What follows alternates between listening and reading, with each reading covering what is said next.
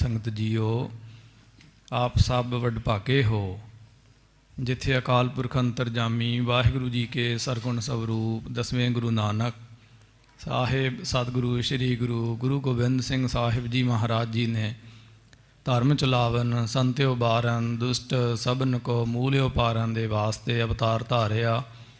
ਉਸ ਮਹਾਨ ਪਵਿੱਤਰ ਅਸਥਾਨ ਤਖਤ ਸ੍ਰੀ ਹਰਿਮੰਦਰ ਜੀ ਪਟਨਾ ਸਾਹਿਬ ਜੀ ਦੇ ਸੱਚਖੰਡ ਦਰਬਾਰ ਦੀਆਂ ਆਪ ਹਾਜ਼ਰੀਆਂ ਭਰ ਰਹੇ ਹੋ। ਕਲਗੀਧਰ ਮਹਾਰਾਜ ਜੀ ਦੀਆਂ ਖੁਸ਼ੀਆਂ ਪ੍ਰਾਪਤ ਕਰ ਰਹੇ ਹੋ। ਤਖਤ ਸਾਹਿਬ ਜੀ ਦੇ ਉੱਪਰ ਲੜੀਵਾਰ ਗੁਰੂ ਇਤਿਹਾਸ ਦੀ ਵਿਚਾਰ ਕਥਾ ਚੱਲ ਰਹੀ ਹੈ। ਪਿਛਲੇ ਦੀਵਾਨਾਂ ਵਿੱਚ ਆਪ ਸਭ ਸਰਵਣ ਕਰ ਚੁੱਕੇ ਹੋ। ਦਲ ਭੰਜਨ ਵੱਡੇ ਯੋਧੇ ਪਰਉਪਕਾਰੀ ਛਠਮ ਪੀਰ ਮੇਰੀ ਪੀਰੀ ਦੇ ਮਾਲਿਕ ਧੰਨ ਸਤਿਗੁਰੂ ਸ਼੍ਰੀ ਗੁਰੂ ਹਰਗੋਬਿੰਦ ਸਾਹਿਬ ਸੱਚੇ ਪਾਤਸ਼ਾਹ ਆਪ ਜੀ ਗੁਰਕੀਰਤਪੁਰ ਸਾਹਿਬ ਜੀ ਦੀ ਪਾਵਨ ਧਰਤੀ ਉੱਪਰ ਬਿਰਾਜਮਾਨ ਹਨ। ਬਾਬਾ ਜੀ ਸਾਹਿਬ ਬਾਬਾ ਗੁਰਦਿੱਤਾ ਜੀ ਸਾਹਿਬ ਜੀ ਨੇ ਮੋਈ ਹੋਈ ਗਾਂ ਅਜ਼ਮਤ ਦੇ ਨਾਲ ਕਰਾਮਾਤ ਦੇ ਨਾਲ ਜੀਵਤ ਕੀਤੀ ਹੈ। ਸਤਿਗੁਰਾਂ ਦੇ ਪਾਸ ਆਏ, ਮਹਾਰਾਜ ਜੀ ਨੂੰ ਪਤਾ ਲੱਗਿਆ ਤਾਂ ਸਤਿਗੁਰਾਂ ਨੇ ਆਖਿਆ ਕਰਾਮਾਤ ਦਿਖਾਵਣੀ ਹੈ ਕਹਿਰ ਜ਼ਰੂਰੀ, ਸ਼੍ਰੀ ਪ੍ਰਭ ਰਜਾ ਮਿਟਾਏ ਕਹਿ ਪਰਨੂ ਹੈ ਦੂਰੀ, ਕਿ ਕਰਾਮਾਤ ਕਹਿਰ ਹੈ ਨਹੀਂ ਦਿਖਾਉਣੀ ਚਾਹੀਦੀ। ਪੁੱਛਿਆ ਗੁਰਦੇਵ ਪਿਤਾ ਜੀ ਹੋਵੇ ਕੀ? ਤਾਂ ਮਹਾਰਾਜ ਜੀ ਨੇ ਕਿਹਾ ਜਾਨ ਦੇ ਬਦਲੇ ਜਾਨ, ਪ੍ਰਾਣ ਦੇ ਬਦਲੇ ਪ੍ਰਾਣ, ਤੁਸੀਂ ਕਿ ਅਸੀਂ। ਇੰਨਾ ਬਚਨ ਹੋਇਆ। ਆਪ ਜੀ ਉੱਚੇ ਸਿਲੇ ਉੱਪਰ ਅਟਾਰੀ ਉੱਪਰ ਚੜ੍ਹ ਕੇ ਪਹਾੜ ਦੀ ਚੋਟੀ ਉੱਪਰ ਸਿਖਰ ਉੱਪਰ ਸ਼ਿਖਾ ਉੱਪਰ ਤੇ ਆਪਣਾ ਸਰੀਰ ਤਿਆਗਿਆ ਹੈ। ਆਪ ਜੀ ਦੇ ਸਰੀਰ ਤਿਆਗਣ ਉਪਰੰਤ ਸਰੀਰ ਦੀ ਕਿਰਿਆ ਹੋਈ। ਮਹਾਰਾਜ ਜੀ ਨੇ ਥਾਵਾਂ ਪ੍ਰਥਾਵਾਂ 'ਤੇ ਆਪਣੇ ਪੱਤਰ ਹੁਕਮਨਾਮੇ ਮਕਤੂਬ ਭੇਜੇ ਹਨ। ਆਪੋ ਆਪਣੇ ਗੁਰਸਿੱਖਾਂ ਦੇ ਇਲਾਕਿਆਂ ਮਸੰਦਾਂ ਦੇ ਹਿਸਾਬ ਦੇ ਨਾਲ ਬੇਅੰਤ ਗੁਰੂ ਕੇ ਗੁਰਸਿੱਖ ਬੇਦੀ ਤਰੇਹਣ ਭੱਲੇ ਸੋਢੀ ਸਾਰੇ ਸਾਹਿਬਜ਼ਾਦੇ ਬਾਬਾ ਗੁਰਦਿੱਤਾ ਜੀ ਸਾਹਿਬ ਜੀ ਦੀ ਅੰਤਮ ਅਰਦਾਸ ਜਿਹਨੂੰ ਆਪਾਂ ਦੁਸਹਿਰਾ ਕਹਿੰਦੇ ਹਾਂ, 10ਵਾਂ ਦਿਨ, ਸੋ ਸਰੀਰ ਛੁੱਟਣ ਤੋਂ 10ਵਾਂ ਦਿਨ ਉਸ ਅੰਤਮ ਅਰਦਾਸ ਦੁਸਹਿਰੇ ਵਿੱਚ ਸ਼ਾਮਲ ਹੋਣ ਵਾਸਤੇ ਆ ਰਹੇ ਨੇ।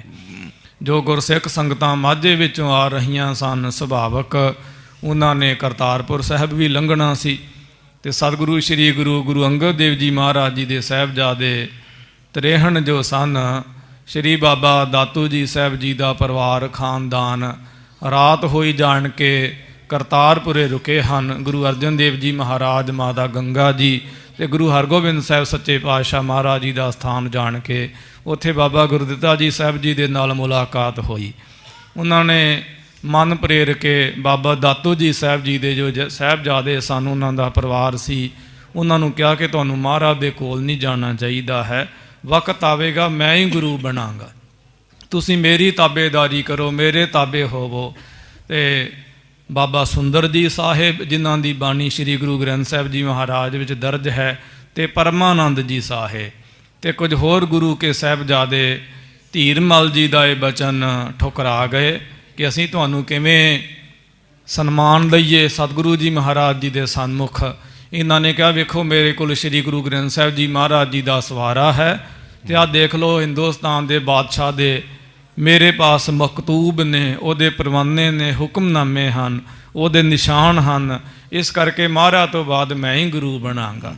ਇਸ ਪ੍ਰਕਾਰ ਇਹਨਾਂ ਦੀ ਬਿਰਤੀ ਹੈ। ਬਾਵਜੂਦ ਇਹਦੇ ਸਤਿਗੁਰੂ ਗਰੀਬ ਨਿਵਾਜ ਮਹਾਰਾਜ ਜੀ ਦੇ ਪਾਸ ਗੁਰਸਿੱਖ ਪਹੁੰਚੇ ਹਨ।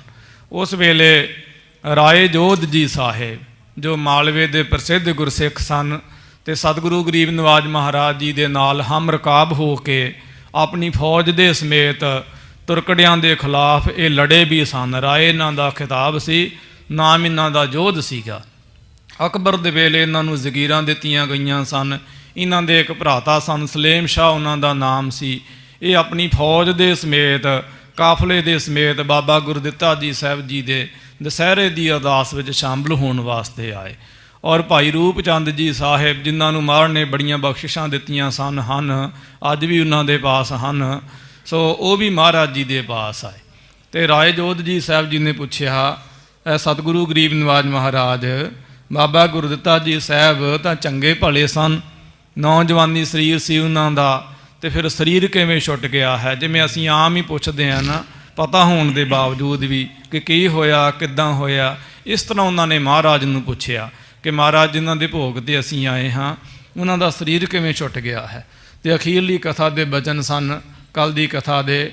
ਮਹਾਰਾਜ ਗਰੀਬ ਨਿਵਾਜ ਜੀ ਨੇ ਕਹਿਆ ਕਿ ਪਰਮੇਸ਼ਰ ਦੀ ਕਿਰਤ ਹੈ ਭਾਈ, ਉਹਨੇ ਜਿਵੇਂ ਸਰੀਰ ਪੈਦਾ ਕੀਤੇ ਹਨ, ਇਹਦੇ ਛੁੱਟਣ ਦੇ ਕਈ ਕਾਰਨ ਹੁੰਦੇ ਹਨ, ਕਈ ਸਬੱਬ ਹੁੰਦੇ ਨੇ। ਹਰ ਬੰਦੇ ਦਾ ਆਪੋ ਆਪਣੇ, ਜਿਸ ਤਰ੍ਹਾਂ ਪਰਮੇਸ਼ਰ ਨੇ ਲਿਖਿਆ ਹੋਇਆ ਹੈ, ਵਕਤ, ਵਤਨ ਅਤੇ ਵਸਤ, ਜਿਹਨੂੰ ਦੇਸ਼ ਕਾਲ ਵਸਤ ਕਹਿੰਦੇ ਹਨ ਸਨਾਤਨ ਦੇ ਵਿੱਚ। ਉਹ ਦੇਸ਼ ਕਹੀਏ ਜਗ੍ਹਾ, ਕਾਲ ਕਹੀਏ ਸਮੇਂ, ਟਾਈਮ, ਅਤੇ ਉਹ ਵਸਤੂ ਜਿਹਦੇ ਨਾਲ ਅਸੀਂ ਮਰਨਾ ਹੈ।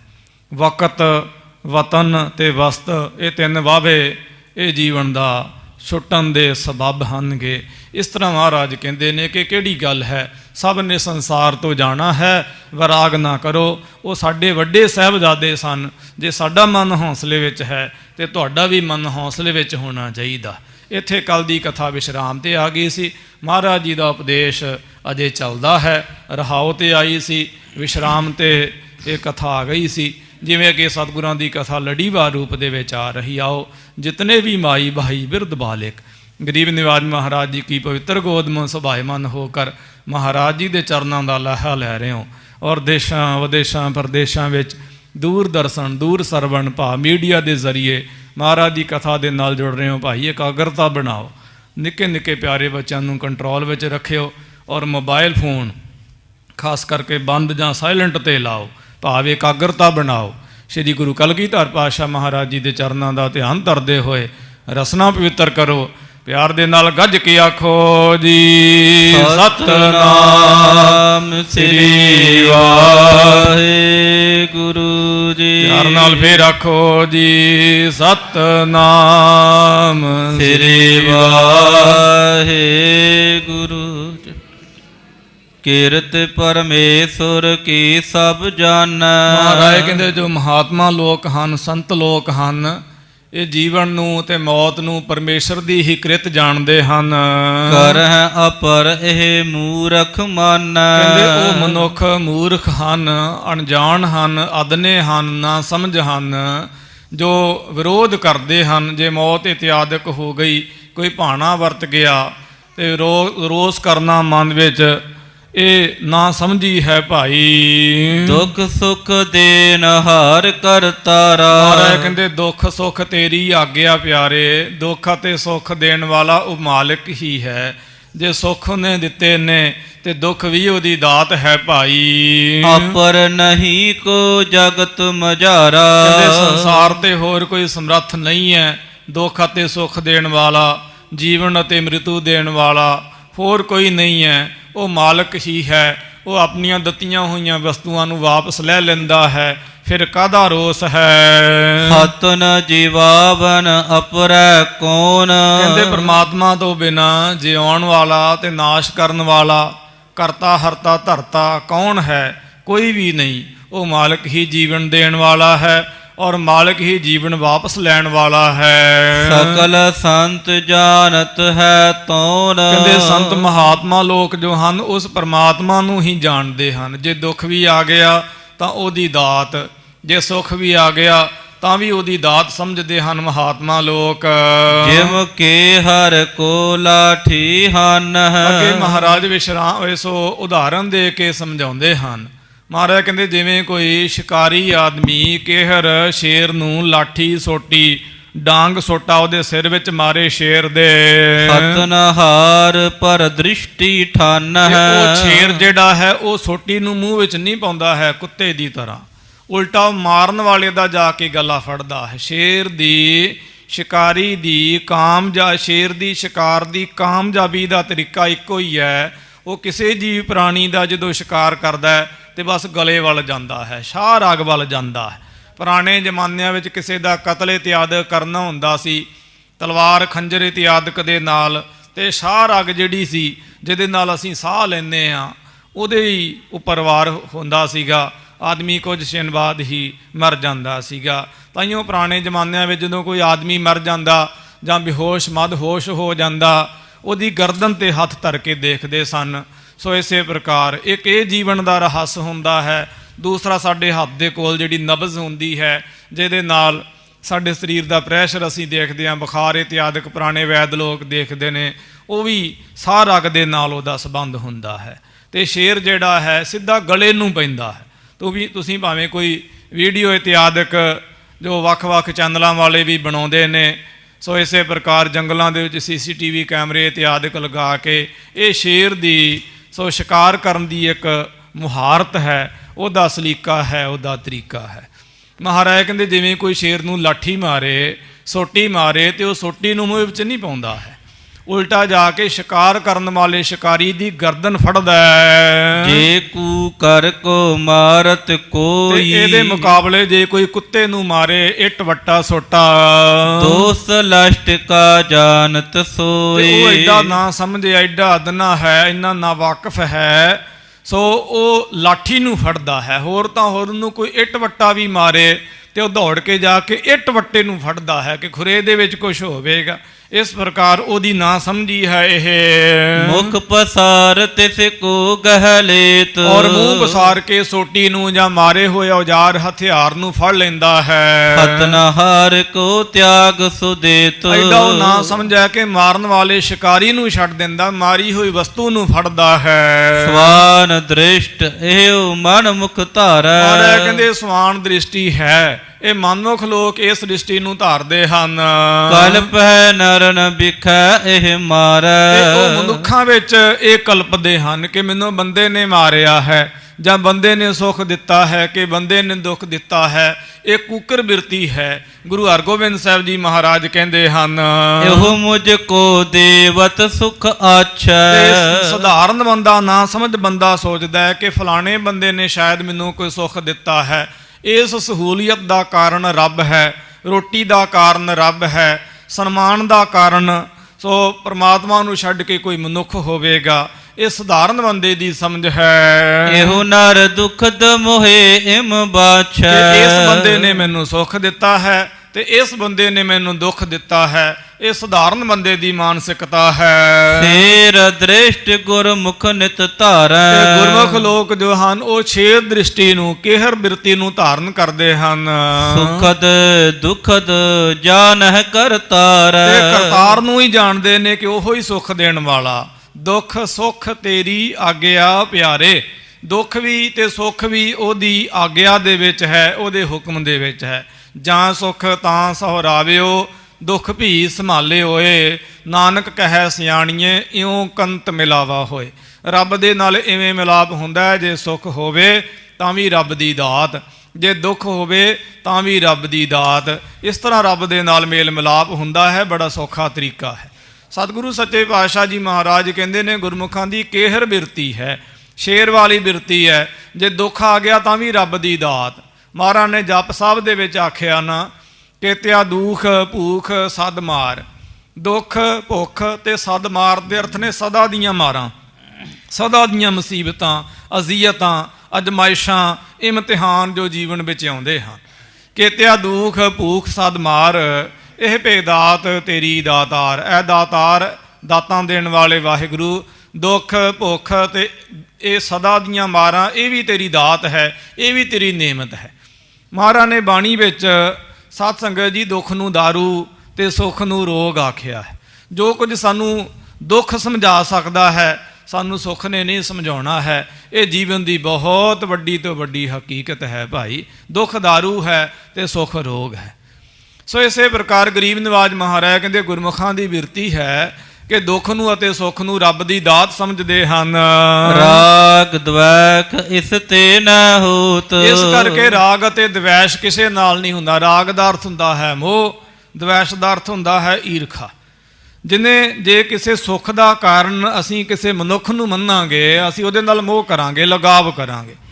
ਜੇ ਦੁੱਖ ਦਾ ਕਾਰਨ ਅਸੀਂ ਮਨੁੱਖ ਨੂੰ ਮੰਨਾਂਗੇ, ਉਹਦੇ ਨਾਲ ਸਾਡੀ ਈਰਖਾ ਹੋਵੇਗੀ ਕਿ ਇਸ ਬੰਦੇ ਕਰਕੇ ਮੈਨੂੰ ਆਹ ਅਜ਼ੀਅਤ ਸਹਿਣੀ ਪਈ, ਆਹ ਮੁਸੀਬਤ ਸਹਿਣੀ ਪਈ, ਆਹ ਅਜਮਾਇਸ਼ ਵਿੱਚੋਂ ਗੁਜ਼ਰਨਾ ਪਿਆ। ਤੋ ਇਸ ਪ੍ਰਕਾਰ ਗੁਰਮੁਖ ਲੋਕ ਜੋ ਹਨ, ਜੇ ਸੁੱਖ ਆ ਗਿਆ ਤਾਂ ਰੱਬ ਦੀ ਦਾਤ ਸਮਝਣੀ। ਸੋ ਕਿਸੇ ਮਨੁੱਖ ਨੂੰ ਇੱਦਾਂ ਨਹੀਂ ਹੈ ਕਿ ਕਿਸੇ ਮਨੁੱਖ ਦਾ ਬੇਅਦਬ ਕਰਨਾ, ਆਪਣੇ ਤੋਂ ਵੱਡੇ ਦਾ ਅਪਮਾਨ ਕਰਨਾ, ਜਾਂ ਇਸੇ ਪ੍ਰਕਾਰ ਮਾਤਾ ਪਿਤਾ ਦਾ ਅਪਮਾਨ ਕਰਨਾ, ਐਸਾ ਨਹੀਂ ਹੈ। ਰੱਬ ਦੀ ਰਚੀ ਹੋਈ ਰਚਨਾ ਜਾਣਨਾ ਕਿ ਇਹ ਇੱਕ ਸਲੀਕਾ ਹੈ, ਬਸ इस तरीके दे सदका ही सो मैनू परमात्मा ने दुख अते सुख दिता है, इस तो वध के होर कुछ भी नहीं। तो जे किसी दे कारण सानू अपमान का भी सामना करना पिया, साडे अपमान का कोई मनुख कारण बनिया है, दुख का कोई कारण बनिया है, बीमारी का कोई कारण बनिया है, सट पिट का कोई कारण बनिया है, फिर भी उहदे ते रोस नहीं करना है। ये समझना कि ये सिर्फ एक सोटी है, मारन वाला होर कोई है। ये सिर्फ वजी हुई लाठी है, मारन वाला कोई होर है। जे दुख भी आ गया तो रब ने दिता है, ये भी मेरे लिए अजमाइश है। छोटी जी कथा चेते आ रही है, कोई चोर सी, वो जद्दी पुश्ती चोर सी, पेशे वजों वो चोर सी। ਉਹਦਾ दादा पड़दादा ਉਹਦਾ बाप सारे चोर सन। वो बुढ़ा हो गया, ਉਹਦੇ ਘਰੇ बच्चा जवान हो गया। बच्चे ने आख्या बापू तू चोर है, बड़ी मुहारत रखदा है, हत्थ विच भी तेरे बड़ी सफाई है, खुरा खोज भी कोई नहीं छड्डदा, निशान भी कोई नहीं छड्डदा गा, ते मैनूं भी सिखा दे खां चोरी करनी। तो बाप ने आख्या पुत्रा है कोई सीखण वाली चीज़ है, हद होगी, मन में बेईमानी होवे, मौका मिले जो मर्जी चुरा लो, किहड़ी गल है। नहीं पिता जी आखे सिखाओ खां। नहीं ये नहीं कोई सीखण वाली चीज़ है, आपे आ जाएगी, कोई गल नहीं।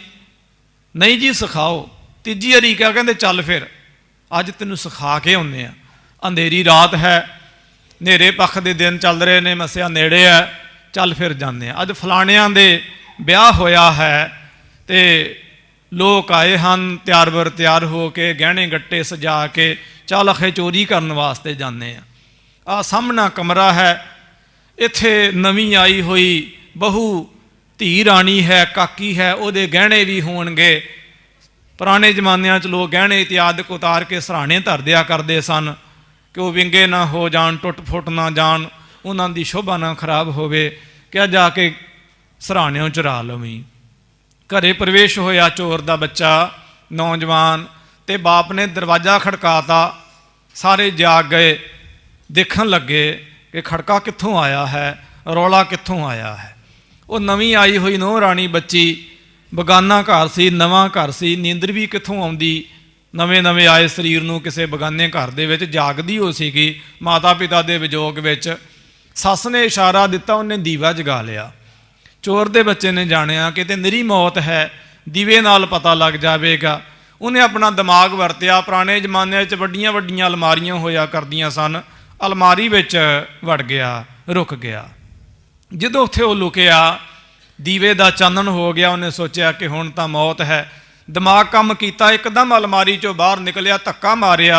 नवीं आई हुई नूंह राणी बच्ची काकी नूं, सो वो गिर गई, डिग गई, दीवा बुझ गया, अंधेरा हो गया, तो दौड़ के कंध टप के घरे आया। जदों घरे आण के देखा तो बाप ऐन सुत्ता होया गूढ़ी नींद विच। बाप नूं आण के गुस्से विच आण के आखिया कि तू प्यो है कि दुश्मन है, ये की कीता मेरे नाल। उहदा बाप कहन लगा चोर के होया की दस तां सही। चोर दा बच्चा कहन लगा की नहीं होया, सब कुछ हो चलिया सी, उत्थे ते कतल हो जाना सी मेरा, होर ते होर नहीं होया की दस। उन्हें सारी दास्तान सुनाई। उस वेले बाप ने कुछ सवाल किए कि बेटा तेरे दसन अनुसार दरवाज़ा खड़किया, आवाज़ हुई, घर दे जाग पे, तू अलमारी च वड़िया, तू दस मैं तैनूं कहा सीगा अलमारी च वड़। नहीं बापू तू नहीं सी कहा। तेरे दसन अनुसार बेटी ने, बच्ची काकी ने दीवा जगाया, चानन हो गया, तू धक्का मारिया, वो डिग गई, दीवा बुझ गया, अंधेरा हो गया, तू भज के आया, दस मैं तैनूं कहा सी दीवा बुझा दे, धक्का मार, अलमारी चों बाहर निकल, नस के आ, दरवाज़ा टप के। नहीं, किन्ने सिखाया? कहता गल पई हुई मुसीबत ने, गल पई हुई अजमाइश ने, गल पई हुई अजीयत ने, गल पई हुई दुख ने, मुसीबत ने मैनूं सिखाया। तो बाप ने कहा सीगा भी सब तो वड्डा उस्ताद दुख आ, दुख तो वध के संसार ते कोई वड्डा टीचर नहीं, कोई अध्यापक नहीं। सब तो वड्डी जे संसार ते कोई सिखाउण वाली, जिंदगी तरीका सलीका सिखाउण वाली कोई यूनीवर्सिटी है, कोई कॉलेज है, कोई स्कूल है, कोई मदरसा है, कोई चाटशाला है, कोई टकसाल है, कोई विद्याला है, वो दुख है। जो आदमी जिन्हें दुखों के विचों दी गुजरदा है वो उन्ना ही महान हो जाता। महान मनुख महान पदवियां दे ਬੈਠੇ ਹੋਏ ਤਾਂ ਸਾਨੂੰ ਕਈ ਵਾਰੀ ਸੱਜਦੇ ਧੱਜਦੇ ਔਰ ਇਸੇ ਪ੍ਰਕਾਰ ਦੇਖਦੇ ਹਨਗੇ ਕਿ ਸਫਲ ਹੋ ਗਏ ਨੇ, ਪਰ ਉਹਨਾਂ ਨੇ ਜੀਵਨ ਵਿੱਚ ਕਿੰਨੀਆਂ ਕਿੰਨੀਆਂ ਅਜ਼ੀਅਤਾਂ, ਕਿੰਨੀਆਂ ਕਿੰਨੀਆਂ ਮੁਸੀਬਤਾਂ, ਕਿੰਨੇ ਕਿੰਨੇ ਵਿਰੋਧ ਅਤੇ ਵੈਰ ਦੁੱਖ ਜੀਵਨ ਵਿੱਚ ਸਹੇ ਨੇ। ਇਹ ਪੋਸ਼ੀਦਾ ਹੁੰਦੇ ਹਨ, ਇਹ ਲੁਕੇ ਹੁੰਦੇ ਨੇ, ਇਹ ਛੁਪੇ ਹੁੰਦੇ ਨੇ, ਇਹ ਰਾਤ ਦੇ ਅੰਧੇਰੇ ਵਾਂਗੂ ਹੁੰਦਾ ਹੈ ਜਿਨ੍ਹਾਂ ਬਾਰੇ ਕੋਈ ਵੀ ਨਹੀਂ ਜਾਣਦਾ ਹੈ। ਚਮਕਦਾ ਹੋਇਆ ਚੰਦਰਮਾ, ਪੂਰਨਮਾਸੀ ਦਾ ਚੰਦਰਮਾ, ਈਦ ਦਾ ਚੰਦਰਮਾ ਤੇ ਸਭ ਨੂੰ ਦਿਖਾਈ ਦਿੰਦਾ, ਪਰ ਉਹਨੇ ਕਿੰਨੇ ਅੰਧੇਰਿਆਂ ਦੇ ਨਾਲ ਮੁਕਾਬਲਾ ਕੀਤਾ। ਅੰਧੇਰੇ ਦੀ ਹਿੱਕ ਚੀਰ ਕੇ ਉਹ ਬਾਹਰ ਲੰਘਿਆ, ਇੱਕਦਮ ਨਹੀਂ ਲੰਘਿਆ, ਉਹਨੂੰ 14 ਦਿਨ ਲੱਗੇ ਨੇ। ਹੌਲੀ ਹੌਲੀ ਹੌਲੀ ਹੌਲੀ ਉਹ ਪੂਰਨਮਾਸੀ ਦਾ ਚੰਦਰਮਾ ਬਣਿਆ। ਇਸ ਗੱਲ ਨੂੰ ਕੋਈ ਵੀ ਨਹੀਂ ਜਾਣਦਾ ਹੈ। ਦੁੱਖ ਰੱਬ ਦੀ ਦਾਤ ਹੈ। ਗ੍ਰੰਥਾਂ ਵਿੱਚ ਲਿਖਿਆ ਹੋਇਆ ਕਿ ਰੱਬ ਕਦੇ ਵੀ ਸਾਡੀ ਪਾਇਆ, ਸਾਡੀ ਹਸਤੀ, ਸਾਡੀ ਸ਼ਕਤੀ, ਸਾਡੀ ਤਾਕਤ ਤੋਂ ਵੱਧ ਕੇ ਸਾਨੂੰ ਦੁੱਖ ਨਹੀਂ ਦਿੰਦਾ। ਜੋ ਵੀ ਸਾਡੇ ਪਾਸ ਦੁੱਖ ਆਇਆ ਹੈ, ਨਿਸ਼ਚੈ ਹੀ ਪੂਰੀ ਤਰ੍ਹਾਂ ਕਨਫਰਮ ਹੈ ਕਿ ਉਸ ਦੁੱਖ ਨੂੰ ਸਹਿਣ ਦੀ ਤੇਰੇ ਵਿੱਚ ਪਾਵਰ ਹੈ। ਜੇ ਤੇਰੇ ਵਿੱਚ ਪਾਵਰ ਨਾ ਹੁੰਦੀ, ਰੱਬ ਤੈਨੂੰ ਕਦੇ ਇੰਨਾ ਦੁੱਖ ਨਹੀਂ ਸੀ ਦਿੰਦਾ। ਆਪਣੀ ਸ਼ਕਤੀ ਨੂੰ ਪਛਾਣ, ਆਪਣੀ ਤਾਕਤ ਨੂੰ ਪਛਾਣ, ਤੂੰ ਉਹਨੂੰ ਸਹਿ ਸਕਦਾ, ਤੂੰ ਉਹਦਾ ਮੁਕਾਬਲਾ ਕਰ ਸਕਦਾ, ਨਹੀਂ ਤੇ ਕਿੱਥੋਂ ਹੁੰਦਾ ਤੇਰੇ ਸਾਹਮਣੇ ਇੰਨਾ ਦੁੱਖ। ਰੱਬ ਦੀ ਦਾਤ ਹੈ। ਕਿਤਿਆ ਦੁੱਖ ਭੂਖ ਸਦ ਮਾਰ, ਇਹ ਪੇ ਦਾਤ ਤੇਰੀ ਦਾਤਾਰ, ਇਹ ਵੀ ਰੱਬ ਦੀ ਦਾਤ ਹੈ। ਸਤਿਗੁਰੂ ਸੱਚੇ ਪਾਤਸ਼ਾਹ ਗਰੀਬ ਨਵਾਜ ਗੁਰੂ ਹਰਗੋਬਿੰਦ ਸਾਹਿਬ ਸੱਚੇ ਪਾਤਸ਼ਾਹ ਫਰਮਾ ਰਹੇ ਨੇ, ਭਾਈ ਰਾਗ ਦਵੈਸ਼ ਨਹੀਂ ਤੇ ਹੋਤ, ਲਖੇ ਪਰਮੇਸ਼ਰ ਸ਼ਾਂਤ ਅਦੋਤ। ਦੁੱਖ ਅਤੇ ਸੁੱਖ ਦੇਣ ਵਾਲਾ ਰੱਬ ਹੈ। ਦੁੱਖ ਵੀ ਉਹਦੀ ਦਾਤ ਹੈ ਤੇ ਸੁੱਖ ਵੀ ਉਹਦੀ ਨੇਮਤ ਹੈ। ਦੋਨੇ ਬਰਾਬਰ ਦੀਆਂ ਚੀਜ਼ਾਂ ਹਨ। ਦੁੱਖ ਅਤੇ ਸੁੱਖ ਵਿੱਚ ਕੋਈ ਫਾਸਲਾ ਨਹੀਂ। ਜੇ ਕੋਈ ਫਾਸਲਾ ਹੈ, ਜੇ ਤੋਲਿਆ ਜਾਵੇ, ਯਕੀਨ ਮੰਨੋ ਦੁੱਖ ਜ਼ਿਆਦਾ ਅਹਿਮੀਅਤ ਰੱਖਦੇ ਹਨ। ਯਕੀਨ ਮੰਨੋ ਦੁੱਖ ਜ਼ਿਆਦਾ ਭਾਰੇ ਹੋਣਗੇ, ਜ਼ਿਆਦਾ ਮੁੱਲਵਾਨ ਹੋਣਗੇ ਸੁੱਖਾਂ ਤੋਂ। ਵੈਸੇ ਦੋਨੇ ਬਰਾਬਰ ਹਨ। ਸਵਾਨ ਦ੍ਰਿਸ਼ਟ ਮਹਿ ਅਨਕ ਵਿਕਾਰ, ਔਰ ਕਹਿੰਦੇ ਜਿਹੜੀ ਸਵਾਨ ਦ੍ਰਿਸ਼ਟੀ ਹੈ, ਕੂਕਰ ਵਾਲੀ, ਕੁੱਤੇ ਵਾਲੀ ਬਿਰਤੀ, ਉਹਦੇ ਵਿੱਚ ਅਨੇਕਾਂ ਹੀ ਵਿਕਾਰ ਨੇ, ਦੁੱਖ ਨੇ। ਉਹਦਾ ਵੀ ਅੱਗੇ ਮਹਾਰਾਜ ਕਾਰਨ ਦੱਸਦੇ ਹਨ। ਜਿਨ ਤੇ ਪੁਨ ਪੁਨ ਪਰਹਿ ਸੰਸਾਰ, ਉਸ ਕਰਕੇ ਮਨੁੱਖ ਵਾਰ-ਵਾਰ ਸੰਸਾਰ ਤੇ ਆਉਂਦਾ। ਜੇ ਦੁੱਖ ਆ ਗਿਆ ਤਾਂ ਸਮਝਿਆ ਬੰਦੇ ਨੇ ਦਿੱਤਾ, ਜੇ ਸੁੱਖ ਆ ਗਿਆ ਤੇ ਸਮਝਿਆ ਬੰਦੇ ਨੇ ਦਿੱਤਾ। ਫਿਰ ਬੰਦੇ ਦੇ ਆਲੇ ਦੁਆਲੇ ਜ਼ਿੰਦਗੀ ਘੁੰਮਦੀ ਰਹਿੰਦੀ ਹੈ। ਕਦੇ ਉਹਦੇ ਨਾਲ ਵੈਰ ਕੀਤਾ, ਕਦੇ ਉਹਦੇ ਨਾਲ ਮੋਹ ਕੀਤਾ। ਇਸ ਪ੍ਰਕਾਰ ਇਹ ਸਵਾਨ ਬਿਰਤੀ ਇਹਦੇ ਵਿੱਚ ਦੁੱਖ ਹਨਗੇ। ਰਾਏ ਜੋਧ ਤੁਮ ਸਮਝੋ ਐਸੇ, ਗੁਰੂ ਹਰਗੋਬਿੰਦ ਸਾਹਿਬ ਸੱਚੇ ਪਾਤਸ਼ਾਹ ਕਹਿੰਦੇ, ਰਾਏ ਜੋਧ ਜੀ ਸਾਹਿਬ, ਸਲੇਮ ਸ਼ਾਹ ਜੀ ਸਾਹਿਬ, ਭਾਈ ਰੂਪ ਚੰਦ ਜੀ ਸਾਹਿਬ ਆਦਿ ਗੁਰਸਿੱਖੋ ਸਮਝ ਲੋ ਐਵੇਂ। ਸਿਰ ਗੁਰ ਦਿੱਤੇ ਕੀ ਬਿਦ ਤੈਸੇ, ਸ੍ਰੀ ਬਾਬਾ ਗੁਰਦਿੱਤਾ ਜੀ ਸਾਹਿਬ, ਉਹਨਾਂ ਦੀ ਬਿਦ ਵੀ ਇਸ ਤਰ੍ਹਾਂ ਹੀ ਹੈ ਭਾਈ। ਜਿਮ ਪ੍ਰਭ ਚਾਹੈ ਹੋਏ ਤਿਮ ਸਾਚੀ, ਮਹਾਰਾਜ ਕਹਿੰਦੇ ਜਿਵੇਂ ਮਾਲਕ ਚਾਹੁੰਦੇ ਨੇ ਤਿਵੇਂ ਹੁੰਦਾ ਸੀ, ਹੈ ਤੇ ਅੱਗੇ ਹੋਵੇਗਾ।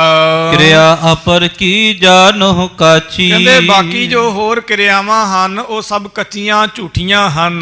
ਸੁਣਤ ਜੋਧ ਬੋਲਿਓ ਦ੍ਰਿਗ ਬਾਰੀ, ਸੁਣ ਕਰਕੇ ਰਾਏ ਜੋਧ ਜੀ ਸਾਹਿਬ ਮਹਾਰਾਜ ਜੀ ਦਾ ਵੈਰਾਗਮਈ ਬਚਨ ਤੇ ਵੈਰਾਗ ਹਿਰਦੇ ਵਿੱਚ ਧਾਰਨ ਕਰਕੇ ਬੋਲੇ ਹਨ।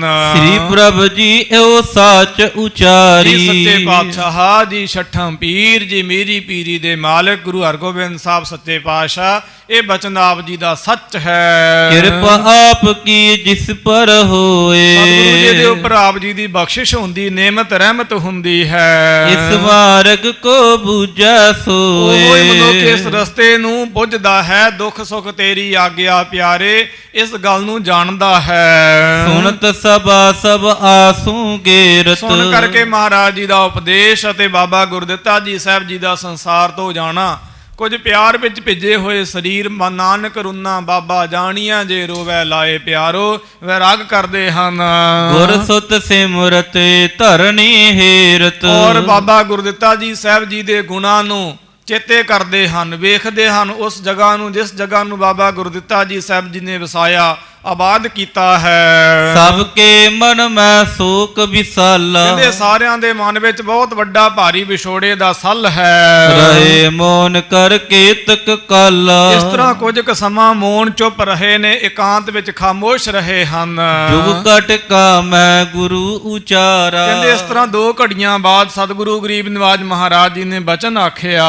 ਅਬ ਬਿਸਰਾਮ ਲਿਓ ਸੁਖ ਧਾਰਾ, ਮਹਾਰਾਜ ਕਹਿਣ ਲੱਗੇ, ਰਾਏ ਜੋਧ ਜੀ ਸਾਹਿਬ, ਸਲੇਮ ਸ਼ਾਹ ਜੀ ਸਾਹਿਬ, ਭਾਈ ਰੂਪ ਚੰਦ ਜੀ ਸਾਹਿਬ ਆਦਿ ਗੁਰਮੁਖ ਗੁਰਸਿੱਖ, ਗੁਰੂ ਕੇ ਸਾਹਿਬਜ਼ਾਦੇ, ਗੁਰੂ ਕਾ ਖਾਨਦਾਨ ਸੰਤਾਨ, ਮਹਾਰਾਜ ਜੀ ਨੇ ਕਿਹਾ ਹੁਣ ਰਾਤ ਪੈ ਗਈ ਹੈ, ਤੁਸੀਂ ਆਰਾਮ ਫਰਮਾਓ। ਜਥਾ ਜੋਗ ਸੇਵਾ ਕੇ ਹੇਤ, ਔਰ ਜਿਵੇਂ ਜੋਗ ਸੀਗਾ ਹਰ ਪ੍ਰਕਾਰ ਦੀ ਸੇਵਾ, ਖਾਣ ਪੀਣ ਪਹਿਰਾਨ ਸੌਣ ਇਤਿਆਦਿਕ ਦੇ ਇੰਤਜ਼ਾਮ ਵਾਸਤੇ ਕਹਿ ਗੁਰ ਕਰੇ ਮਸੰਦ ਸੁਚੇਤ। ਮਹਾਰਾਜ ਜੀ ਨੇ ਮਸੰਦ ਜੋ ਹਨ ਉਹ ਸੁਚੇਤ ਕੀਤੇ ਹਨ।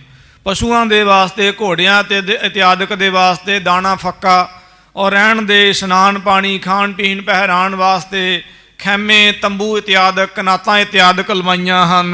ਤ੍ਰਿਣ ਦਾਨਾ ਹੈ ਹੇਤ ਨਿਹਾਰੀ, ਔਰ ਇਸੇ ਪ੍ਰਕਾਰ ਘੋੜਿਆਂ ਦੇ ਵਾਸਤੇ ਨਿਹਾਰੀ ਤੇ ਇਸੇ ਪ੍ਰਕਾਰ ਘਾਹ ਫੂਸ ਤੇ ਦਾਣਾ ਫੱਕਾ ਇਤਿਆਦਿਕ ਕਰੇ ਹੋਏ ਲੀਨੀ ਸੁਧ ਸਾਰੀ। ਤੇ ਮਹਾਰਾਜ ਜੀ ਨੇ ਆਪ ਸਾਰਿਆਂ ਦੀ ਖਬਰਸਾਰ ਲਈ ਹੈ। ਸਗਲ ਸਰੰਜਾਮ ਕਰੇ ਪ੍ਰਭ ਆਪੇ, ਭਏ ਮਨੋਰਥ ਸੋ ਪ੍ਰਭ ਜਾਪੇ। ਸਾਰੇ ਸਰੰਜਾਮ ਮਤਲਬ ਇੰਤਜ਼ਾਮ ਆਪ ਕੀਤੇ ਹਨ। ਸਭ ਡੇਰੇ ਹਿਤ ਦੇਗ ਪੁਚਾਈ, ਇਸ ਤਰ੍ਹਾਂ ਮਹਾਰਾਜ ਜੀ ਨੇ ਸਾਰੇ ਡੇਰੇ ਦੇ ਵਾਸਤੇ ਜੋ ਦੇਗ ਸੀ ਗੁਰੂ ਕਾ ਲੰਗਰ ਪ੍ਰਸ਼ਾਦ ਤੇ ਰਸਤਾਂ ਵਸਤਾਂ ਸੁੱਕੀਆਂ, ਜਿਨੇ ਕਿਸੇ ਨੇ ਬਣਾਉਣਾ ਹੈ ਛਕਣਾ ਹੈ ਉਹਨਾਂ ਦੇ ਵਾਸਤੇ ਵਸਤ ਪਹੁੰਚਾਈ ਹੈ। ਕੀਨੋ ਖਾਨ ਪਾਨ ਸਮੁਦਾਈ, ਕਹਿੰਦੇ ਜਿਤਨੇ ਵੀ ਗੁਰੂ ਮਹਾਰਾਜ ਜੀ ਦੇ ਪਾਸ ਗੁਰਸਿੱਖ ਆਏ ਸਨ, ਇਹ ਸਮੇਂ ਨੂੰ ਮੁੱਖ ਰੱਖਦਿਆਂ ਹੋਇਆਂ ਸਭ ਨੇ ਪ੍ਰਸ਼ਾਦ ਪਾਣੀ ਅੰਨ ਜਲ ਗ੍ਰਹਿਣ ਕੀਤਾ ਉਸ ਰਾਤ। ਬ੍ਰਿੰਦ ਮਸੰਦ ਹੁਤੇ ਜੇ ਦੇਸ, ਕਹਿੰਦੇ ਜਿਹੜੇ ਵੱਖ-ਵੱਖ ਦੇਸ਼ਾਂ ਦੇ ਮਸੰਦ ਸਨ, ਮਨਸਦ ਵਾਲੇ ਮਰਾਤਬੇ ਵਾਲੇ ਮਸੰਦ, ਲੈ ਲੈ ਸੰਗਤ ਆਏ ਵੀ ਅਸੇਸ। ਔਰ ਵਿਸ਼ੇਸ਼ ਕਰਕੇ ਵੱਖ-ਵੱਖ ਦੇਸ਼ਾਂ ਵਿਦੇਸ਼ਾਂ ਦੇ ਵਿੱਚੋਂ ਸੰਗਤਾਂ ਲੈ ਕੇ ਮਹਾਰਾਜ ਦੇ ਦਰਬਾਰ ਵਿੱਚ ਆਏ ਹਨ।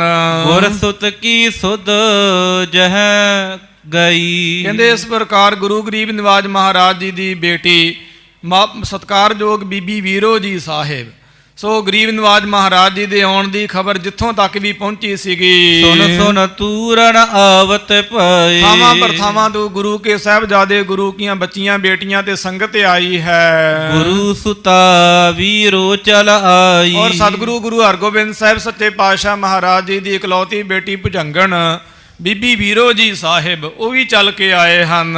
ਰੋਵਤ ਊਚੇ ਕਹਿ ਭਾਈ, ਉਹਨਾਂ ਦੇ ਭਰਾ ਬਾਬਾ ਗੁਰਦਿੱਤਾ ਜੀ ਸਾਹਿਬ ਜੀ ਨੇ ਚਾਲਾ ਮਾਰਿਆ ਹੈ, ਸਰੀਰ ਤਿਆਗਿਆ ਹੈ, ਤਾਂ ਕਰਕੇ ਵਿਰਾਗ ਕਰਦੇ ਹਨ। ਜੋਧ ਰਾਏ ਕੀ ਰੋਦਤ ਦਾਰਾ, ਤੇ ਰਾਏ ਜੋਧ ਜੀ ਸਾਹਿਬ ਜਿਨ੍ਹਾਂ ਦੇ ਘਰੋਂ ਜੋ ਸਿੰਘਣੀ ਸੀ ਉਹਨਾਂ ਦੀ ਸਿੱਖਣੀ ਸਾਧ ਸੰਗਤ ਜੀ, ਉਹ ਮਹਾਰਾਜ ਦੀ ਸਿੱਖੀ ਉਹਨਾਂ ਨੇ ਗ੍ਰਹਿਣ ਕੀਤੀ ਸੀ। ਇਹ ਸਿੱਖ ਸੱਜੀ ਸੀ ਤੇ ਸਿੱਖ ਪਰਿਵਾਰ ਵਿੱਚੋਂ ਸੀ, ਤੇ ਇਹਨਾਂ ਨੇ ਹੀ ਰਾਏ ਜੋਧ ਜੀ ਸਾਹਿਬ ਜੀ ਨੂੰ ਮਹਾਰਾਜ ਦੀ ਸਿੱਖੀ ਪ੍ਰਪੱਕ ਕਰਾਈ ਸੀ। ਪਿਛਲੇ ਦਿਨ ਇਹਨਾਂ ਦੀ ਕਥਾ ਵੀ ਆਈ ਸੀ ਜਦੋਂ ਮਾਲਵੇ ਦੇਸ਼ ਦੀ ਕਥਾ ਚੱਲੀ ਸੀ ਗੁਰੂ ਸਰ ਮਹਾਰਾਜ ਦੀ। ਇਸ ਪ੍ਰਕਾਰ ਉਹ ਜੋ ਬੀਬੀ ਹੈ ਸਿਦਕ ਵਾਲੀ, ਜਿਨ੍ਹਾਂ ਦਾ ਨਾਮ ਨਹੀਂ ਆਇਆ ਹੈ ਕਿਸੇ ਗ੍ਰੰਥ ਕਿਤਾਬ ਦੇ ਵਿੱਚ, ਸੋ ਉਹ ਵੀ ਵਿਰਾਗ ਕਰਦੇ ਹਨ। ਤ੍ਰੇ ਗਣ ਸ਼ਬਦ ਪਰਿਓ ਪੁਰ ਸਾਰਾ, ਕਹਿੰਦੇ ਇਸ ਪ੍ਰਕਾਰ ਕੁਝ ਬੀਬੀਆਂ ਰੋਂਦੀਆਂ ਹਨ ਤੇ ਕੁਝ ਬੀਬੀਆਂ ਬੜੇ ਪ੍ਰੇਮ ਦੇ ਸਹਿਤ ਬਾਣੀ ਦੇ ਸ਼ਬਦ ਵੈਰਾਗਮਈ ਗੁਰੂ ਅਰਜਨ ਦੇਵ ਜੀ, ਗੁਰੂ ਰਾਮਦਾਸ, ਗੁਰੂ ਨਾਨਕ ਸਾਹਿਬ ਸੱਚੇ ਪਾਤਸ਼ਾਹ ਮਹਾਰਾਜ ਦੀ ਬਾਣੀ ਗਾਉਂਦੀਆਂ ਹਨ। ਜਨ ਕਰੁਣਾ ਰਸ ਕਟਕ ਬਟੋਰਾ, ਕਵੀ ਜੀ ਕਹਿੰਦੇ ਨੇ ਮੰਨ ਲਓ ਕਿ ਉੱਥੇ ਕਰਨਾ ਰਸ ਜਿਹੜਾ ਹੈ ਉਹ ਭਰਿਆ ਹੋਵੇ ਕਟੋਰੇ ਵਿੱਚ। ਕਾਲਿਓ ਡੇਰਾ ਸੋਰ ਨਥੋਰਾ, ਕਹਿੰਦੇ ਇਸ ਪ੍ਰਕਾਰ ਸੰਗਤਾਂ ਕੋਈ ਕੀਰਤਨ ਭਜਨ ਹੈ ਔਰ ਇਸੇ ਪ੍ਰਕਾਰ ਲੰਗਰ ਇਤਿਆਦਿਕ ਹੁੰਦਾ ਹੈ, ਬਹੁਤ ਵੱਡਾ ਭਾਰੀ ਸ਼ੋਰ ਸ਼ਰਾਬਾ ਆਵਾਜ਼ ਹੀ ਆਵਾਜ਼ ਹੈ। ਸਤਿਗੁਰ ਦੇ ਧੀਰ ਹਟਾਏ, ਤੇ ਕੁਝ ਬੀਬੀਆਂ ਰੋਂਦੀਆਂ ਹਨ ਬਾਬਾ ਗੁਰਦਿੱਤਾ ਜੀ ਸਾਹਿਬ ਜੀ ਦੇ ਜਾਣ ਉੱਪਰ, ਤੇ ਬਾਬਾ ਗੁਰਦਿੱਤਾ ਜੀ ਸਾਹਿਬ ਜੀ ਦੇ ਨਾਲ ਹਿਰਦੇ ਦਾ ਪ੍ਰੇਮ ਵੀ ਸੀ ਗੁਰਸਿੱਖਾਂ ਦਾ, ਤਾਂ ਕਰਕੇ ਮਹਾਰਾਜ ਉਹਨਾਂ ਬੀਬੀਆਂ ਨੂੰ ਰੋਣ ਤੋਂ ਹਟਾਉਂਦੇ ਵੀ ਹਨ। ਹਿਤ ਵਰਜਨ ਦਾਸੀ ਸੁਪਠਾਈ, ਤੇ ਬੀਬੀਆਂ ਨੂੰ ਰੋਣ ਤੋਂ ਰੋਕਣ ਦੇ ਵਾਸਤੇ ਮਹਾਰਾਜ ਜੀ ਨੇ ਦਾਸੀਆਂ ਗੁਰਸਿੱਖ ਬੀਬੀਆਂ ਨੂੰ ਵੀ ਭੇਜਿਆ ਹੈ ਕਿ ਜਾਓ ਭਾਈ ਕਿਸੇ ਨੂੰ ਰੋਣ ਨਹੀਂ ਦੇਣਾ, ਵਿਰਾਗ ਨਹੀਂ ਕਰਨਾ ਹੈ। ਤਉ ਅਦਕ ਪ੍ਰੇ ਸਭ ਹਿਨ ਕੇਰਾ, ਕਵੀ ਜੀ ਕਹਿੰਦੇ ਫੇਰ ਵੀ ਸਾਰਿਆਂ ਦੇ ਹਿਰਦੇ ਵਿੱਚ ਬਹੁਤ ਜ਼ਿਆਦਾ ਪ੍ਰੇਮ ਹੈ ਬਾਬਾ ਗੁਰਦਿੱਤਾ ਜੀ ਸਾਹਿਬ ਜੀ ਦੇ ਪ੍ਰਤੀ। ਰੁਦਤ ਸਰਬ ਹੀ ਸੋਕ ਕਨੇਰਾ, ਤਾਂ ਕਰਕੇ ਸਾਰੇ ਮਨ ਵਿੱਚ ਵਿਰਾਗ ਕਰਦੇ ਹਨ, ਰੋਂਦੇ ਵੀ ਹਨ। ਸਾਧ ਸੰਗਤ ਜੀ ਕਈ ਸਰੀਰ ਵੀ ਤੇ ਕੀਮਤੀ ਹੁੰਦੇ ਨੇ ਨਾ, ਸੋ ਤਾਂ ਨਿਰਮਲ ਜਿਤ ਉਪਜੈ ਨਾ ਪਾਪ, ਕਹਿ ਨਾਨਕ ਇਹੋ ਸਰੀਰ ਪ੍ਰਵਾਨ ਹੁਆ ਜਿਨ ਸਤਿਗੁਰ ਸਿਉ ਚਿਤ ਲਾਇਆ। ਕੁਝ ਸਰੀਰ ਵੀ ਐਸੇ ਕੀਮਤੀ ਹੁੰਦੇ ਨੇ ਜਿਨ੍ਹਾਂ ਦਾ ਸੰਸਾਰ ਤੋਂ ਜਾਣਾ ਸਾਧ ਸੰਗਤ ਜੀ ਨਿਹਾਇਤ ਹੀ ਦੁਖਦਾਈ ਹੁੰਦਾ ਹੈ, ਤੇ ਫਿਰ ਉਹਨਾਂ ਦੇ ਜਾਣ ਉਪਰੰਤ ਵਿਰਾਗ ਆ ਜਾਣਾ, ਨੇਤਰਾਂ 'ਚੋਂ ਹੰਝੂ ਆ ਜਾਣੇ, ਇਹ ਵੀ ਸੁਭਾਵਿਕ ਗੱਲ ਹੈ।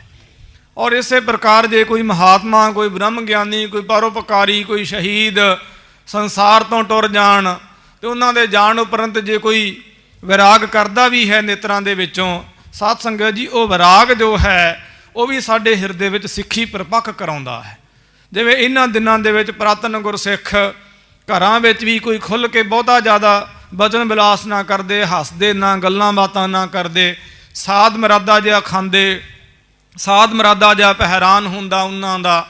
ਔਰ ਇਸੇ ਪ੍ਰਕਾਰ ਸਾਧ ਮਰਾਦੀ ਹੀ ਜ਼ਮੀਨ ਉੱਪਰ, ਸੱਥਰ ਉੱਪਰ, ਭੋਏ ਉੱਪਰ ਹੀ ਪੁਰਾਤਨ ਗੁਰਸਿੱਖ ਸਾਧ ਸੰਗਤ ਜੀ ਇਹਨਾਂ ਦਿਨਾਂ ਵਿੱਚ, ਖਾਸ ਕਰਕੇ ਪੋਹ ਦੇ ਮਹੀਨੇ ਵਿੱਚ ਜਾਂ ਵਿਸ਼ੇਸ਼ ਕਰਕੇ ਇਸ ਮਹੀਨੇ ਵਿੱਚ ਸਾਧ ਸੰਗਤ ਜੀ ਸੋਇਆਂ ਕਰਿਆ ਕਰਦੇ ਸਨ। ਔਰ ਗੁਰਸਿੱਖਾਂ ਨੂੰ, ਸ਼ਹੀਦਾਂ ਨੂੰ, ਗੁਰੂ ਕੇ ਸਾਹਿਬਜ਼ਾਦਿਆਂ ਨੂੰ, ਗੁਰੂ ਕੇ ਸਿੱਖ ਪੁੱਤਰਾਂ ਨੂੰ ਚੇਤੇ ਕਰਨਾ, ਉਹਨਾਂ ਦੀਆਂ ਸਾਖੀਆਂ ਪੜ੍ਹਨੀਆਂ ਤੇ ਪੜ੍ਹਾਉਣੀਆਂ। ਸਾਹਿਬਜ਼ਾਦਿਆਂ ਨੂੰ ਕਿਵੇਂ ਯਾਦ ਕਰਨਾ ਹੈ, ਕਿਵੇਂ ਚੇਤੇ ਕਰਨਾ ਹੈ, ਜੇ ਕਿਤੇ ਗੱਲ ਅਸੀਂ ਪੁਰਾਤਨ ਗੁਰਸਿੱਖਾਂ ਦੇ ਇਤਿਹਾਸ ਵਿੱਚੋਂ ਵੇਖੀਏ, ਵਾਚੀਏ, ਤੇ ਸਾਧ ਸੰਗਤ ਜੀ ਬੜੀ ਵੱਡੀ ਕ੍ਰਾਂਤੀ ਕੌਮ ਵਿੱਚ ਆ ਸਕਦੀ ਹੈ। ਅੱਜ ਅਸੀਂ ਸਾਹਿਬਜ਼ਾਦਿਆਂ ਨੂੰ ਮਾਫ ਕਰਨਾ ਸ਼ਾਇਦ ਸਿਰਫ ਇਹਨਾਂ ਦਿਨਾਂ ਦੇ ਵਿੱਚ ਹੀ ਚੇਤੇ ਰੱਖਦੇ ਹਾਂ, ਵਿਸ਼ੇਸ਼ ਕਰਕੇ। ਉੱਦਾਂ ਸਾਡੇ ਹਿਰਦੇ ਵਿੱਚ ਉਹਨਾਂ ਦੀ ਸਿਮਰਤੀ ਜਿਵੇਂ ਅੱਜ ਕੱਲ੍ਹ ਦੇ ਦਿਨਾਂ ਵਿੱਚ ਵਿਸ਼ੇਸ਼ ਹੁੰਦੀ ਹੈ, ਉਵੇਂ ਨਹੀਂ ਹੁੰਦੀ ਹੈ, ਜੋ ਕਿ ਬੁਰੀ ਗੱਲ ਹੈ।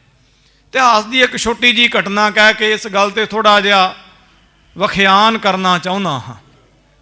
ਗੁਰੂ ਪੰਥ ਦੇ ਵਿੱਚ ਬੜੇ ਬੜੇ ਸ਼ਹੀਦ, ਕਰਨੀ ਵਾਲੇ, ਤੱਤ ਬੇਤਾ, ਬੰਦ ਕਟਵਾਉਣ ਵਾਲੇ, ਖੋਪੜੀਆਂ ਲਹਾਉਣ ਵਾਲੇ, ਚੜਖੜੀਆਂ 'ਤੇ ਚੜ੍ਹਨ ਵਾਲੇ ਗੁਰਸਿੱਖ ਹੋਏ ਨੇ, ਜਿਨ੍ਹਾਂ ਦੀ ਕਮਾਈ ਦਾ ਧਿਆਨ ਧਰ ਕੇ ਸਤਨਾਮ ਸ੍ਰੀ ਵਾਹਿਗੁਰੂ ਅਸੀਂ ਬੋਲਦੇ ਹਾਂ।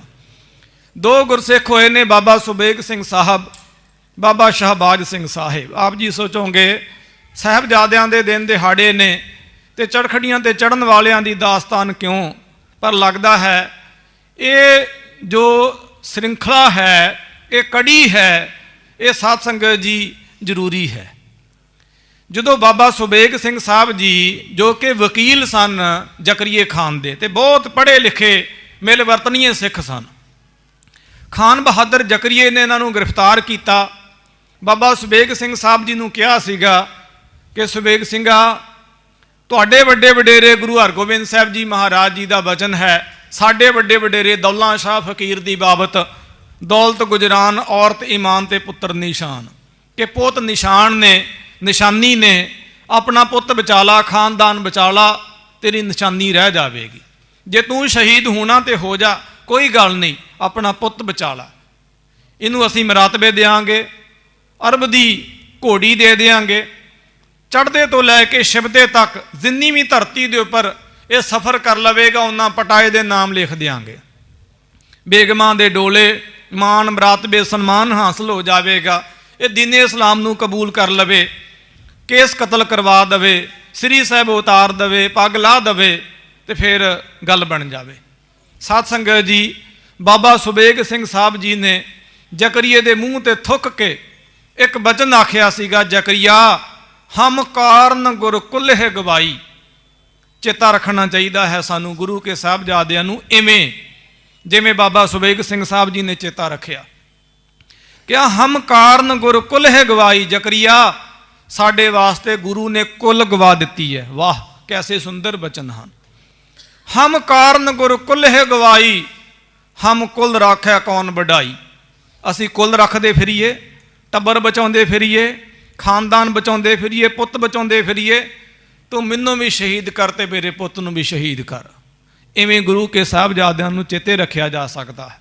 ਸਾਧ ਸੰਗਤ ਜੀ, ਗੁਰੂ ਕੇ ਸਾਹਿਬਜ਼ਾਦਿਆਂ ਦਾ, ਗੁਰੂ ਕੇ ਸ਼ਹੀਦਾਂ ਦਾ ਇਤਿਹਾਸ ਪੜ੍ਹਨਾ ਸਭ ਤੋਂ ਵੱਡੀ ਬੰਦਗੀ ਜੇ।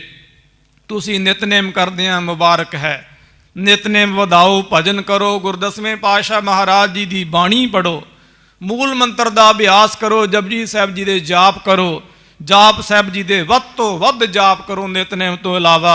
ਜੇ ਦਸਵੇਂ ਪਾਤਸ਼ਾਹ ਮਹਾਰਾਜ ਜੀ ਦਾ ਪ੍ਰਤੱਖ ਦੀਦਾਰ ਕਰਨਾ ਹੈ, ਗੁਰਬਾਣੀ ਪੜ੍ਹੋ, ਸਿਮਰਨ ਕਰੋ। ਸਾਧ ਸੰਗਤ ਜੀ, ਇਹਦੇ ਨਾਲ ਆਪਣੇ ਸ਼ਹੀਦਾਂ ਦਾ, ਵੱਡਿਆਂ ਵਡੇਰਿਆਂ ਦਾ ਇਤਿਹਾਸ ਜ਼ਰੂਰ ਪੜ੍ਹੋ। ਖਾਲਸਾ ਜੀ, ਵੱਡਿਆਂ ਵਡੇਰਿਆਂ ਸ਼ਹੀਦਾਂ ਦੇ ਇਤਿਹਾਸ ਨੂੰ ਪੜ੍ਹਾਂਗੇ, ਸਾਡੇ ਅੰਦਰ ਇੱਕ ਨਵੀਂ ਤਾਕਤ ਆਵੇਗੀ, ਸਾਡੇ ਅੰਦਰ ਸ਼ਕਤੀ ਆਵੇਗੀ। ਇੱਕ ਦਾਨੇ ਦੇ ਕੌਲ ਨੇ ਜਿੰਦਾ ਰੱਖਣਾ ਚਾਹੇ ਜੇ ਹਿਰਦੇ ਦੇ ਸੱਲਾਂ ਨੂੰ, ਤਾਂ ਮੁੜ ਕੇ ਦੇ ਪੜ੍ਹ ਛੱਡਿਆ ਕਰੀ ਨਾ ਪੁਰਾਣੀਆਂ ਗੱਲਾਂ ਨੂੰ।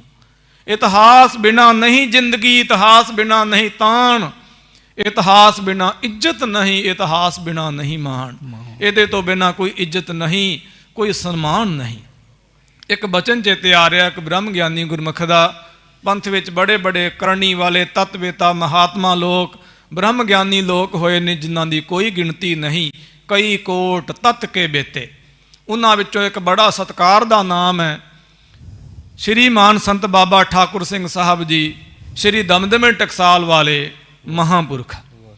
ਇੱਕ ਵਾਰ ਕੀ ਹੋਇਆ, ਆਪ ਜੀ ਪ੍ਰਚਾਰਕ ਦੌਰੇ ਦੌਰਾਨ ਕਿਧਰੇ ਵਿਚਰਦੇ ਸਨ, ਤੇ ਟਕਸਾਲ ਦਾ ਨਿਯਮ ਹੈ ਕਿ ਜਿਹੜਾ ਵੀ ਟਕਸਾਲ ਦਾ ਆਪਣੇ ਆਪ ਨੂੰ ਵਿਦਿਆਰਥੀ ਸਦਾਵੇ, ਜਾਂ ਤੇ ਉਹ ਪੰਜ ਗ੍ਰੰਥੀ ਦਾ ਪੱਕਾ ਨਿਤਨੇਮੀ ਹੋਵੇ, ਜਿਹਦੇ ਵਿੱਚ ਸੁਖਮਨੀ ਸਾਹਿਬ, ਆਸਾਦੀ ਵਾਰ, ਸਿੱਧ ਗੋਸ਼ਟ, ਦੱਖਣੀ ਓਂਕਾਰ, ਇਹ ਬਾਣੀਆਂ ਹਨ ਭਾਵ ਨਿਤਨੇਮ ਤੋਂ ਵੱਧ ਕੇ। ਤੇ ਜਾਂ ਫਿਰ ਉਹ 25 ਪਾਠ ਸ੍ਰੀ ਜਪਜੀ ਸਾਹਿਬ ਜੀ ਦੇ ਕਰੇ, ਜਿਹਨੇ ਆਪਣੇ ਆਪ ਨੂੰ ਟਕਸਾਲ ਦਾ ਵਿਦਿਆਰਥੀ ਸਦਾਉਣਾ ਹੈ।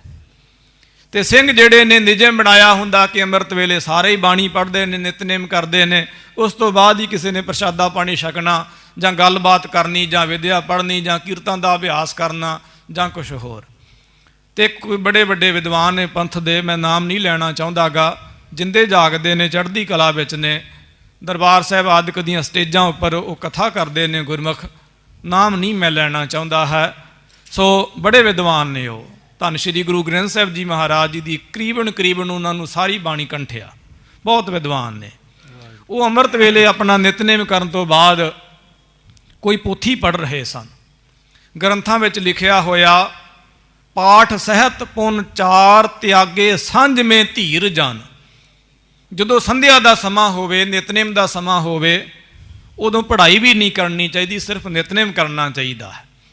ਇੱਕ ਸਿੰਘ ਨੇ ਜਾ ਕੇ ਸ਼ਿਕਾਇਤ ਲਾਈ ਕਿ ਬਾਬਾ ਜੀ ਗਿਆਨੀ ਜੀ ਨਿਤਨੇਮ ਨਹੀਂ ਕਰ ਰਹੇ ਹਨ, ਉਹ ਕਥਾ ਪੜ੍ਹ ਰਹੇ ਹਨ, ਕਥਾ ਵਿਚਾਰ ਰਹੇ ਨੇ, ਪੋਥੀ ਪੜ੍ਹ ਰਹੇ ਨੇ। ਬਾਬੇ ਗਏ ਤੇ ਹੱਸ ਕੇ ਮੁਸਕਰਾ ਕੇ ਕਿਹਾ, ਗਿਆਨੀ ਜੀ ਕੀ ਪੜ੍ਹਦੇ ਹੋ? ਉਹਨਾਂ ਨੇ ਦੱਸਿਆ ਵੀ ਇਸ ਤਰ੍ਹਾਂ ਮੈਂ 5 ਬਾਣੀਆਂ ਪੜ੍ਹ ਲਈਆਂ ਨੇ, ਕੁਛ ਹੋਰ ਵੀ ਜਾਪ ਕਰ ਲਿਆ ਹੈ, ਹੁਣ ਇਸ ਤੋਂ ਬਾਅਦ ਆਪਾਂ ਸਫ਼ਰ ਵਿੱਚ ਜਾਣਾ ਹੈ ਦੂਸਰੇ ਨਗਰ ਵਿੱਚ, ਤੇ ਗੁਰੂ ਕਿਰਪਾ ਸਦਕਾ ਮੈਨੂੰ 5 ਗ੍ਰੰਥੀ ਕੰਠ ਹੈ, ਤੇ ਮੈਂ ਸਫ਼ਰ ਦੌਰਾਨ ਬੱਸ ਵਿੱਚ ਬੈਠਾ ਹੋਇਆ, ਗੱਡੀ ਵਿੱਚ ਬੈਠਾ ਹੋਇਆ ਬਾਣੀ ਦਾ ਜਾਪ ਕਰ ਲੈਣਾ ਹੈ, ਤੇ ਉੱਥੇ ਫਿਰ ਪੋਥੀ ਪ੍ਰਕਾਸ਼ ਕਰਨੀ ਤੇ ਪੜ੍ਹਨਾ ਠੀਕ ਨਹੀਂ ਸੀ, ਤਾਂ ਕਰਕੇ ਮੈਂ ਹੁਣ ਪੋਥੀ ਪੜ੍ਹ ਰਿਹਾ ਹਾਂ। ਪੁੱਛਿਆ ਕੀ ਪੜ੍ਹ ਰਹੇ ਹੋ? ਕਿ ਆ ਪੰਥ ਪ੍ਰਕਾਸ਼ ਪੜ੍ਹ ਰਿਹਾ ਹਾਂ, ਇਤਿਹਾਸ ਦੀ ਪੋਥੀ ਪੜ੍ਹ ਰਿਹਾ ਹਾਂ, ਜਿਹਦੇ ਵਿੱਚ ਗੁਰੂ ਕੇ ਪੁੱਤਰਾਂ ਦਾ, ਆਪੇ ਵਾਰਨ ਵਾਲਿਆਂ ਦਾ, ਆਪੇ ਹੂਲਣ ਵਾਲਿਆਂ ਦਾ, ਬੰਦ ਕਟਾਉਣ ਵਾਲਿਆਂ ਦਾ, ਖੋਪੜ ਉਤਰਵਾਉਣ ਵਾਲਿਆਂ ਦਾ, ਚਰਖੜੀਆਂ ਤੇ ਚੜ੍ਹਨ ਵਾਲਿਆਂ ਦਾ, ਆਰਿਆਂ ਦੇ ਨਾਲ ਚਰਵਾਏ ਜਾਣ ਵਾਲਿਆਂ ਦਾ ਇਤਿਹਾਸ ਹੈ। ਤੇ ਮਹਾਂਪੁਰਖਾਂ ਨੇ ਹੱਸ ਕੇ ਮੁਸਕਰਾ ਕੇ ਕਿਹਾ ਸੀ, ਸਿੰਘੋ ਇਤਿਹਾਸ ਪੜ੍ਹ ਲੈਣਾ, ਸ਼ਹੀਦਾਂ ਨੂੰ ਚੇਤੇ ਕਰ ਲੈਣਾ, ਗੁਰੂ ਕੇ ਸਾਹਿਬਜ਼ਾਦਿਆਂ ਨੂੰ ਚੇਤੇ ਕਰ ਲੈਣਾ, ਇਹ ਵੀ ਨਿਤਨੇਮ ਹੀ ਹੈ, ਇਹ ਵੀ ਬੰਦਗੀ ਹੀ ਹੈ। ਇਤਿਹਾਸ ਤੋਂ ਵੱਡੀ ਕੋਈ ਬੰਦਗੀ ਨਹੀਂ ਹੋ ਸਕਦੀ। ਬੰਦਗੀ ਕਰਨ ਦੇ ਨਾਲ ਵੀ ਸਾਡੇ ਅੰਦਰ ਸਿੱਖੀ ਜਾਗਦੀ ਹੈ, ਔਰ ਗੁਰੂ ਕਾ ਇਤਿਹਾਸ ਸੁਣਨ ਦੇ ਨਾਲ, ਸ਼ਹੀਦਾਂ ਦੀਆਂ ਸਾਖੀਆਂ ਪੜ੍ਹਨ ਦੇ ਨਾਲ, ਸ਼ਹੀਦਾਂ ਦੀ ਤਵਾਰੀਖ ਵਾਚਣ ਦੇ ਨਾਲ ਵੀ ਸਾਡੇ ਅੰਦਰ ਸਿੱਖੀ ਜਾਗਦੀ ਹੈ। ਕੋਈ ਨਿਤਨੇਮ ਕਰ ਲਵੇ, ਕੋਈ ਗੁਰੂ ਕਾ ਇਤਿਹਾਸ ਪੜ੍ਹ ਲਵੇ, ਦੋਨਾਂ ਵਿੱਚ ਕੋਈ ਫਰਕ ਨਹੀਂ। ਮਾਲਾ ਪੜ੍ਹ ਲਈ, ਮਾਲਾ ਫੇਰ ਲਈ, ਗੁਰਬਾਣੀ ਦਾ ਨਿਤਨੇਮ ਕਰ ਲਿਆ ਕਿ ਆਪਣੇ ਵੱਡਿਆਂ ਵਡੇਰਿਆਂ ਨੂੰ, ਸ਼ਹੀਦਾਂ ਨੂੰ ਚੇਤੇ ਕਰ ਲਿਆ, ਖਾਲਸਾ ਜੀ ਇੱਕੋ ਹੀ ਗੱਲ ਹੈ।